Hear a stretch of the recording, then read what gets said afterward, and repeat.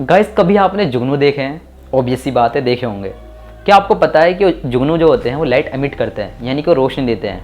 वो छोटे छोटे ऑर्गेनिजम्स होते हैं, इंसेक्ट होते हैं जो कि जलते हैं। कभी आपने उनका हाथ में लिया है? हाथ में हम लेके देखते थे बचपन में, आपको पता होगा। तो गाइस आज ऐसी ही इंटरेस्टिंग चीज़ों के बारे में बात करने वाले हैं कि इनके पीछे के साइंस क्या है। आपके मन में एक और सवाल आ रहा होगा कि क्या जुगनू के अलावा भी, जुगनू को हम बोलते हैं इंग्लिश में फायरफ्लाइज, तो फायरफ्लाइज के अलावा भी कुछ ऐसे ऑर्गेनिजम्स हैं जो कि लाइट एमिट करते हो? जी हाँ गाइस, ऐसे बहुत सारे ऑर्गेनिजम्स हैं जो कि लाइट एमिट करते हैं। तो ऐसे ही बहुत सारे इंटरेस्टिंग क्वेश्चंस के जवाब मैं आपको इस वीडियो के अंदर देने वाला हूँ। तो वीडियो बहुत ज़्यादा इंटरेस्टिंग होने वाली है और इन्फॉर्मेटिव भी, आपको बहुत सारे कुछ चीज़ें सिखा के जाएगी। तो वीडियो को लास्ट तक देखना। So without wasting further time, let's get started. So guys video start करने से पहले मैं आपको कुछ साइंटिफिक टर्म्स एंड डेफिनेशंस बताना चाहता हूँ, जो कि आपको जुगनू के पीछे जितनी भी लाइट एमिटिंग का प्रोसेस है आपको समझने में आसानी होगी। तो बात करते हैं बायोल्यूमिनेसेंस के बारे में। बायोल्यूमिनेसेंस का मतलब ये होता है कि एक ऐसा प्रोसेस जिसकी वजह से एक ऑर्गेनिज्म, लिविंग ऑर्गेनिज्म लाइट को एमिट करता है। यानी हम कह सकते हैं कि bioluminescence is the process of production and emission of light by living organisms. I hope you got it. उसके बाद हम बात करते हैं कि क्या सिर्फ और सिर्फ जुगनू ही है जो लाइट एमिट कर सकता है? लेकिन गाइस ऐसा बिल्कुल भी नहीं है। ऐसे बहुत सारे क्रिएचर्स हैं जो कि लाइट को एमिट करते हैं। मैं आपको एग्जांपल देता हूँ। तकरीबन अप्रोक्सीमेटली 1500 से ज़्यादा स्पीसीज़ हैं सिर्फ मछलियों की, यानी कि फिशेस की स्पीसीज़ 1500 से ज़्यादा है जो कि लाइट को एमिट करते हैं। ऐसे फंजाई, बैक्टीरिया यानी कि बायोल्यूमिनेसेंट बैक्टीरिया और बहुत सारे इनवर्टिब्रेट्स, वर्टिब्रेट्स, मैराइन वर्टिब्रेट्स आते हैं इसके अंदर जो कि लाइट को एमिट करते हैं। तो लाइट को एमिट करने के प्रोसेस को बोलते हैं बायोल्यूमिनेसेंस। आई होप आपको समझ में आ गया होगा। तो गाइज हम बात करते हैं कुछ एग्जांपल्स की, ऐसे एग्जांपल्स की जो कि ऑर्गेनिजम्स लाइट को एमिट करते हैं, यानी रोशनी देते हों। तो आपको पता है सबसे बढ़िया एग्जांपल क्या है? फायरफ्लाइज यानी कि जुगनू। तो जुगनू के अलावा कौन कौन से हैं मैं बताता हूँ आपको। Deep sea creature, angler fish, comb jellies. Comb jellies को ज़्यादा ही वो कॉमन है, आपको देखने को मिलेगा सी के अंदर। और उसके बाद है glowworm, lantern fish, copepod and bobtail squid.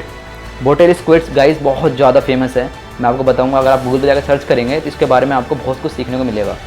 उसके बाद है ओस्ट्राकोड, फिर है एकोरिया विक्टोरिया, फिर है सिप्नेफोर्स, फिर है एनिलीड, फिर है cephalopod, tunicate, black dragon fish and click beetles. तो गाइस जितने भी मैंने आपको ऑर्गेनिज्म के नाम बताए आपने देख लिए होंगे।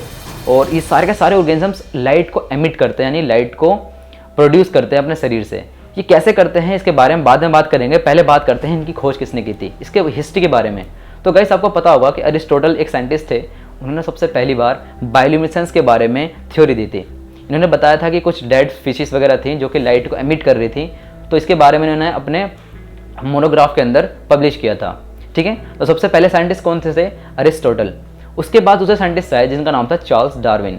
चार्ल्स डार्विन ने भी इस चीज़ की खोज की थी, ठीक है, बायोल्यूमिनेसेंस के बारे में, लेकिन उन्होंने फिशेस वगैरह के बारे में खोज नहीं की। मैं आपको बताता हूँ, बहुत इंटरेस्टिंग चीज़ है। जो हमारे चार्ल्स डार्विन साइंटिस्ट थे वो एक बार अपने नाव के अंदर, उनके नाव का नाम था सी बीगल। आप क्लास 12th के अगर स्टूडेंट्स हो तो आपको पता होगा कि उनके नाव का नाम था सी बीगल।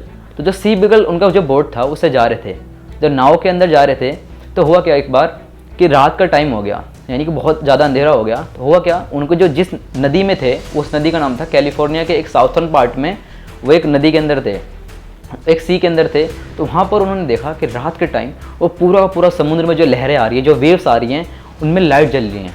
यानी कि आप खुद सोचिए कि एक ऐसी लहर आ रही है आपके सामने जिसमें लाइट जल रही है, चमकता हुआ बिल्कुल। तो गाइस उनको समझ में नहीं आया कि ये ऐसे लाइट कैसे जल सकती है समुद्र के अंदर। तो उन्होंने इसके बारे में अपनी थ्योरी दी थी। फिर उसके बाद एक साइंटिस्ट था जिनका नाम था ईएन न्यूटन हार्वे। उन्होंने इसके बारे में अपने मोनोग्राफ के अंदर लिखा था, सब कुछ इन्होंने पूरा एक्सप्लेन किया था, ठीक है, कि बायोल्यूमिनेसेंस कैसे होता है। तो असली थ्योरी, असली एक्सपेरिमेंट किसने किया था? ईएन न्यूटन हार्वे ने। ठीक है गाइस, तो अब बात करते हैं सबसे इंपॉर्टेंट चीज़ के बारे में, जो कि है इसके पीछे के साइंस क्या है। एक जुगनू किस तरह लाइट को एमिट करता है, कैसे, क्या पीछे कौन सी केमिकल रिएक्शंस होती हैं। तो गाइस देखिए, समझने के लिए सबसे पहले आपको दो चीज़ें समझनी होंगी कि लाइट को प्रोड्यूस करने के लिए सिर्फ और सिर्फ दो चीज़ों की ज़रूरत होती है। पहली चीज़ एक लाइट एमिटिंग मॉलिक्यूल की, किसकी? एक लाइट एमिटिंग मॉलिक्यूल, और दूसरी एक एंजाइम की। तो मैं आपको बताता हूँ, लाइट एमिटिंग मॉलिक्यूल का नाम है लूसीफेरिन। क्या नाम है? लूसीफेरिन नाम का एक लाइट एमिटिंग मॉलिक्यूल होता है। उसके बाद एक एंजाइम होता है जिसका नाम है लूसीफेरेज।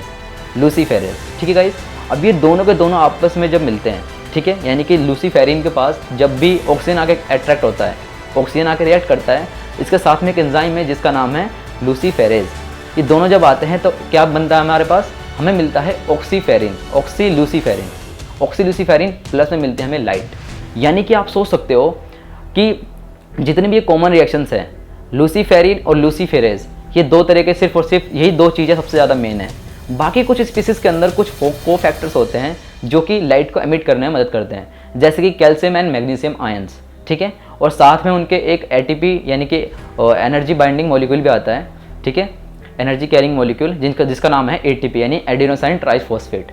ये सारी के सारी चीज़ें केमिकल रिएक्शंस के अंदर आती हैं और मैंने आपको रिएक्शन बता दी किस तरह होती है। दोबारा समझ लीजिए कि लूसीफेरिन के साथ ऑक्सीजन आके बाइंड होता है और इसके साथ क्या कौन सा एंजाइम यूज़ होता है, एंजाइम क्यों यूज़ होता है, इस वजह से यूज़ होता है ताकि हम इस रिएक्शन को इन्हेंस कर सकते हैं, स्पीड अप कर सकें, ठीक है गाइस। अब होता क्या है, इसको रिएक्ट करने के बाद हमें मिलता है ऑक्सीलूसीफेरिन और साथ में मिलती है हमें लाइट एनर्जी। तो गाइस आई होप आपको समझ में आ गया होगा कि लाइट किस तरह एमिट करते हैं। तो इसके पीछे की बेसिक साइंस यही थी। जो भी जुगनू है, बाकी जितने क्रिएचर्स हैं, मैं आपको साथ में एक और चीज़ बताना चाहूँगा। कैलिफोर्निया के अंदर जो बीच है, एक सी है जिसके बारे में मैंने आपको बताया, उसके अंदर भी लाइट एमिट होती है। वो कैसे होती है, उसके अंदर है एल्गल ब्लूम, कुछ एल्गी हैं जिनका नाम है डाइनोफ्लैजेलेट्स।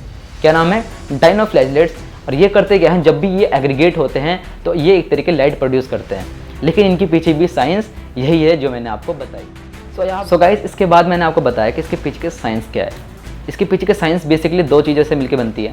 पहली चीज़ है लाइट एमिटिंग मॉलिक्यूल, यानी कि इसके लिए सिर्फ एक लाइट एमिटिंग मॉलिक्यूल चाहिए और एक एंजाइम चाहिए। लाइट एमिटिंग मॉलिक्यूल का नाम है लूसीफेरिन और एक एंजाइम का नाम है लूसीफेरेज। जब लूसीफेरिन यानी कि लाइट एमिटिंग मॉलिक्यूल जब भी ऑक्सीजन के साथ रिएक्ट करता है, किसके प्रेजेंस में, एक एंजाइम की प्रेजेंस में जिसका नाम है लूसीफेरेज, ठीक है, तो क्या मिलता है हमें, ऑक्सीलूसीफेरिन प्लस में लाइट एनर्जी मिलती है। तो लाइट एनर्जी हमें देखने को मिलती है किसमें, जुगनू के अंदर और बाकी जितने स्पीसीज के अंदर है। तो गाइस आई होप आपको मैंने अच्छे समझा दिया है। अगर मेरे में कुछ कमी है तो मुझे बताओ, और जितने भी आपके मन में डाउट है उसको कमेंट सेक्शन में पूछो, मैं उसको जल्दी से जल्दी आपको रिप्लाई करने की पूरी कोशिश करूँगा। तो गाइस आप मुझे इंस्टाग्राम पे भी पूछ सकते हो, फेसबुक पे भी आप मुझे फॉलो कर सकते हो और इंस्टाग्राम पे भी फॉलो कर सकते हो। और जल्दी से जल्दी चैनल सब्सक्राइब कर दो, क्योंकि ऐसे ही बहुत सारी इंटरेस्टिंग वीडियोज़ आने वाली है। और अगर आपको वीडियो पसंद आई तो गाइस इसको लाइक करो, पसंद नहीं आई तो डिसलाइक करो। और जब भी कोई भी आपको डाउट है उसको कमेंट सेक्शन में पूछो। फिर आप चाहते हो किसी और टॉपिक में वीडियो बनाऊँ तो आप मुझे इंस्टाग्राम पे भी डीएम कर सकते हो। और गाइस जल्दी से चैनल सब्सक्राइब कर दो, क्योंकि ऐसे ही बहुत सारी इंटरेस्टिंग वीडियोस आने वाली हैं। सो मिलते हैं नेक्स्ट वीडियो में, तब तक के लिए अपना ख्याल रखना और सब्सक्राइब तो कर ही दिया होगा आपने आई होप। तब तक के लिए टेक केयर, बाय बाय।